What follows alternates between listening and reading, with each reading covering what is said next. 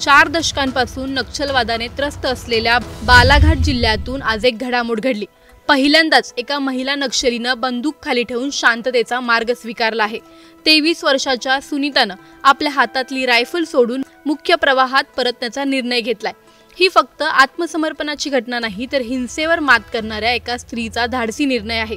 बालाघाट जिल्हा गेली कित्येक वर्ष लाल दहशतीच्या छायेत जगणारा प्रदेश, आणि इथेच 1 नोव्हेंबर रोजी हॉकफोर्सच्या चौरिया कॅम्पमध्ये एक धक्कादायक पण प्रेरणादायी घटना घडली।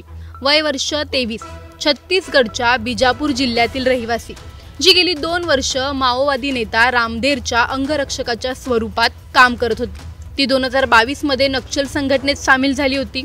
जंगल, बंदूक आणि रक्त यांच्यात आयुष्य गेलेली सुनीता अखेर शांतीकडे वळली। 1 नोव्हेंबरच्या सकाळी ती हॉकफोर्स कॅम्पकडे आली। हातात इन्सास रायफल, 3 मॅगझीन, पिठ्ठू बॅग आणि वर्दी। कॅम्पमध्ये पोहोचताच तिनं हॉकफोर्सचे सहाय्यक सेनानी रुपेंद्र धुर्वे यांच्या समोर आत्मसमर्पण केलं। त्या क्षणी एक नक्षली लढवया नाही, तर एक सामान्य स्त्री, जिला नव्या आयुष्याची सुरुवात करायची होती। पोलिसांच्या मते सुनीतावर मध्य प्रदेश, महाराष्ट्र आणि छत्तीसगड या 3 राज्याच्या पोलिसांनी मिळून 14 लाखांचं बक्षीस जाहीर केलं होतं। ती MNC झोन प्रभारी आणि सेंट्रल कमिटी मेंबर रामदेरची सुरक्षा गार्ड म्हणून काम करत होती।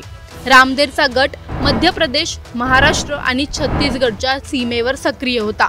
तर ही होती 23 वर्षांच्या सुनीता विसरूची कहाणी, जी लाल दहशतीतून शांततेच्या प्रवासाला निघाली।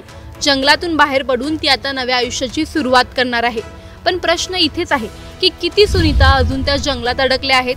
त्याही कधी शांतीचा मार्ग स्वीकारतील आणि समाज त्यांना परत स्वीकारायला तयार आहे का?